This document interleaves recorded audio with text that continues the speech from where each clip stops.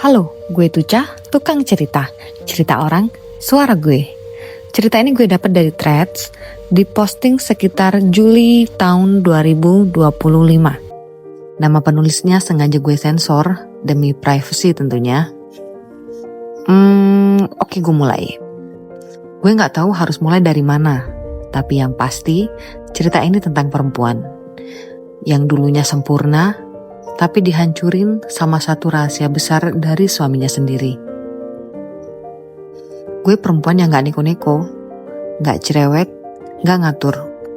Walaupun penghasilan gue lebih tinggi dari suami, gue tetap angkat dia di atas kepala gue sebagai kepala rumah tangga. Agak loading gue bacanya. Gue tetap angkat dia di atas kepala gue sebagai kepala rumah tangga. Oke, paham gue. Gue setia, valid 100%. Sip. Dulu sebelum nikah, gue bisa dibilang pawangnya buaya. Oke. Pernah gonta-ganti pacar, tapi satu hal yang gak pernah gue jual, kehormatan. Bagus. Gue selalu tegas, kalau lo gak nikahin gue, jangan sentuh yang bukan hak lo.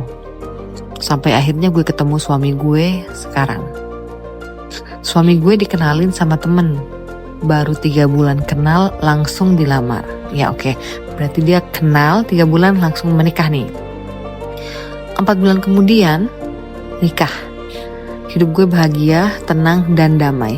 Sampai suatu hari dunia gue terbalik. Gue tahu suami gue ternyata suka laki-laki. Wow. Iya, lo gak salah denger. Suami gue yang selama ini gue percaya ternyata punya masa lalu dan selera yang bikin gue remuk. Ya wajar sih. Awalnya gue pikir dia bisex, oke. Karena dulu dia pernah pacaran sama 2 perempuan. Tapi ternyata enggak. Dia lebih condong ke laki-laki. Dan yang paling nyakitin bukan cuma orientasinya, tapi kebohongan yang dia bangun selama bertahun-tahun. Paham banget sih. Sejak itu mental gue rusak. Kepercayaan gue mati. Setiap lihat dia, yang gue inget cuma pengkhianatan. Gue ngerasa kosong, mati rasa. Sampai akhirnya gue nemu satu hal yang bikin detak jantung gue hidup lagi. Gue buka DM dari mantan terakhir gue, yang dulu pernah gue seriusin tapi gue putusin karena dia juga nyaris ngancam kehormatan gue. Pelik banget ini.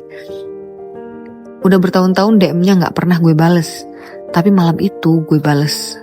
Gue tanya kabarnya, dan dari situ komunikasi intens lagi.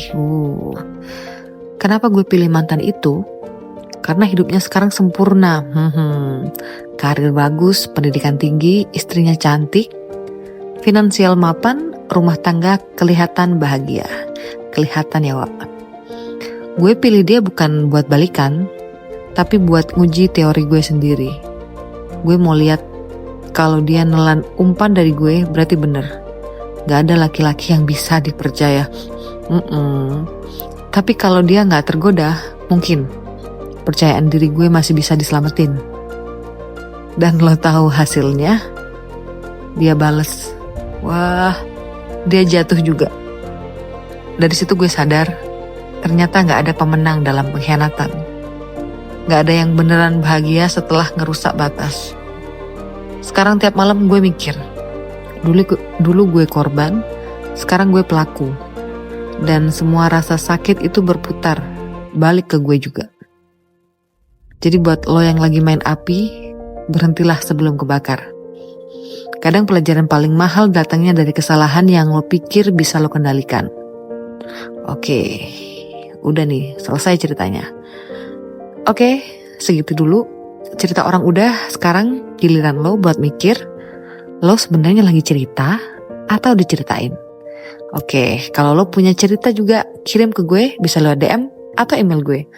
Biar suara lo, gue yang bawain.